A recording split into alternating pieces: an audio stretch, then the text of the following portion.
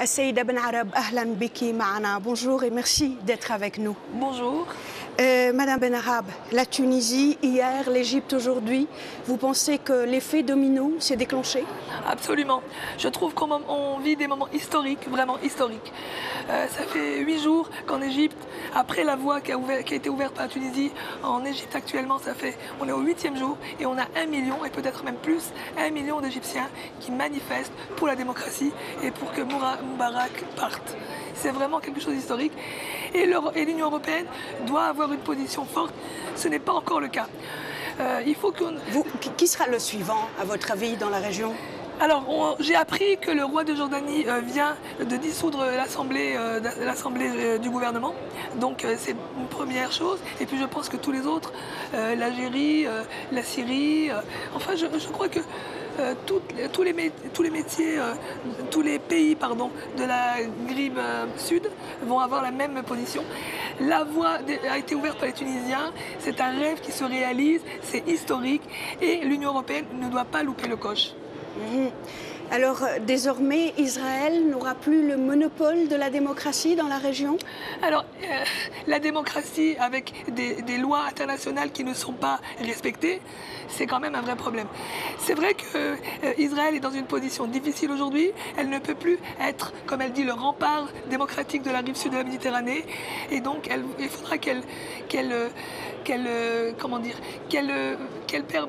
ait une position différente, qu'elle évolue et qu'elle ne peut plus dire « je suis le rempart et donc vous devez fermer les yeux, tant les Américains que les Européens ». On a les yeux ouverts et on doit permettre, et je pense qu'aujourd'hui, il faut que l'Union européenne ait une position historique à la hauteur de ce qui se passe dans la rive sud et que l'Union pour la Méditerranée doit sortir d'une approche commerciale, économique et doit permettre, alors qu'elles sont posées sur une vision universaliste des droits de l'homme des droits de l'homme et de la démocratie, qu'elle a la même position, la même exigence pour tous les pays de la rive sud et pour Israël. Et Israël doit aujourd'hui respecter les droits de l'homme et ne plus continuer à coloniser, à humilier le peuple palestinien. Car tous les peuples de la rive sud doivent maintenant, comme les autres pays de la rive nord, permettre d'avoir une vision et une vie démocratique, libre et digne. Alors, on va rester encore dans l'actualité.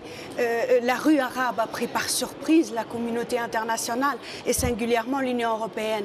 Qu'est-ce que vous pensez de l'avenir des relations aujourd'hui entre l'Union européenne et le monde arabe?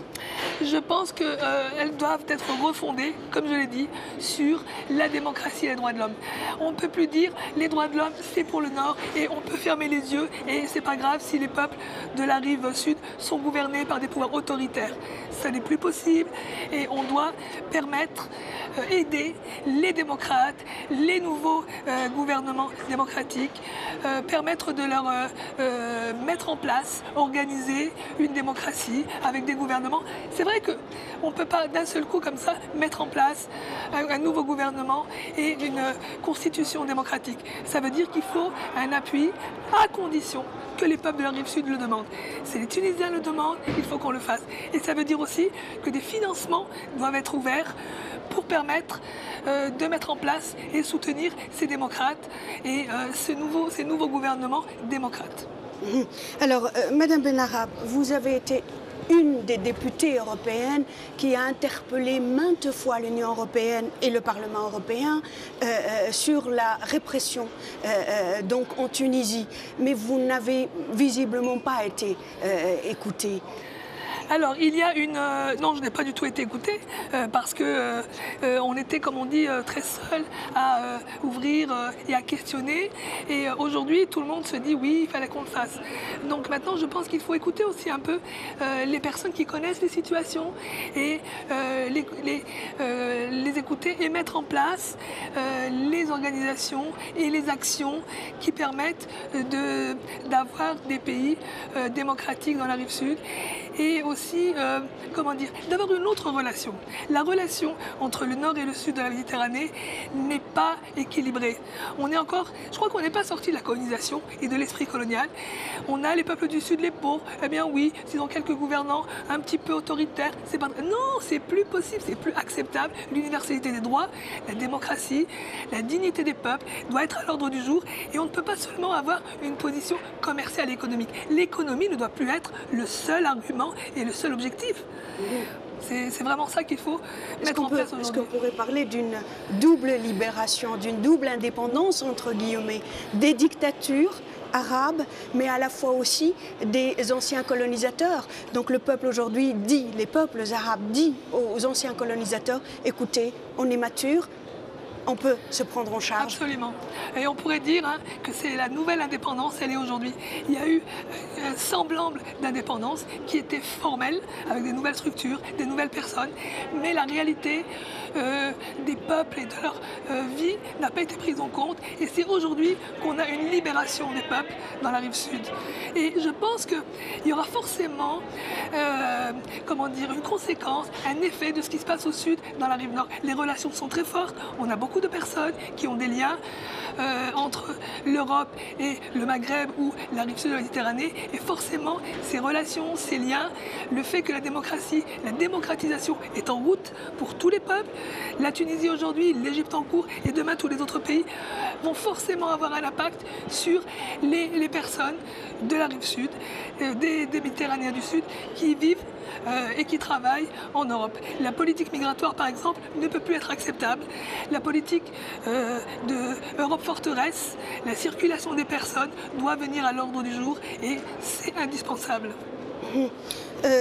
Dans la foulée, j'ai lu il y a quelques minutes avant le début de cette émission, dans un journal algérien, le secrétaire d'État chargé de la communauté algérienne en Europe. Je dois rappeler, madame, que vous êtes française d'origine algérienne, de Kabylie. Il disait qu'il mettait le doigt où il accusait les mères, les mamans d'exporter leurs enfants en Europe dans des barques de fortune.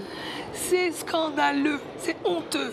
Parce que si les jeunes partent, sont prêts à mettre leur vie en jeu dans des barques de fortune, c'est parce qu'ils n'ont pas de possibilité de se projeter dans une vie décente en Algérie. Ce n'est pas une exportation des mères. Les mères veulent garder leurs enfants. C'est dramatique pour elles. Et voir leurs enfants mourir, c'est pas acceptable.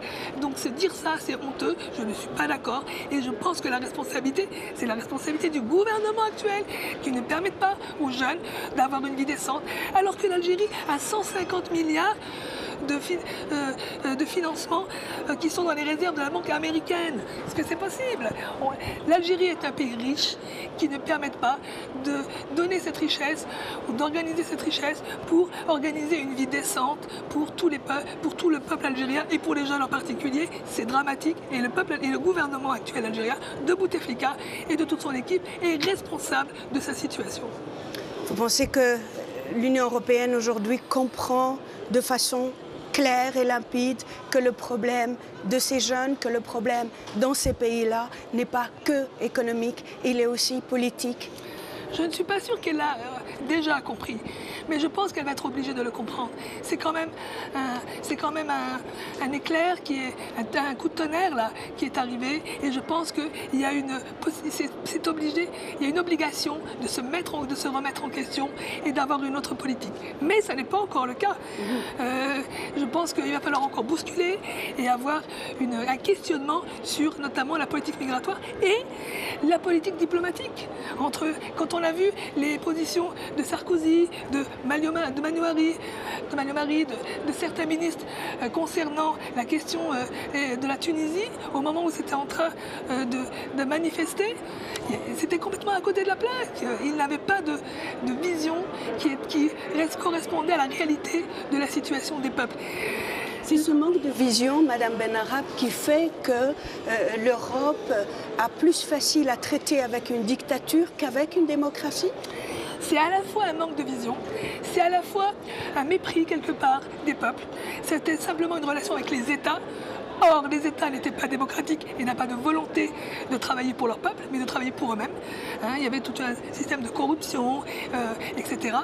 Et donc, il y avait aussi une autre question qu'on n'a pas abordée, c'était l'idée que les gouvernements autoritaires pouvaient continuer à humilier leur peuple parce que, quelque part, ils étaient le rempart de l'intégrisme musulman. Et je crois que cette vision d'un islam intégriste qui pourrait être le prétexte pour humilier les peuples ne peut plus être acceptée. Il faut qu'on sorte de cette vision et qu'il faut voir la réalité des situations. Madame Benarab, je rappelle que vous faites partie du groupe des Verts au Parlement européen. Je vais recevoir dans quelques instants votre collègue, Madame Marie-Christine Vergiat, qui elle fait partie donc du groupe Union de gauche. Voilà, merci en tout cas d'avoir été avec moi dans cette émission. Merci à vous, au revoir. Merci.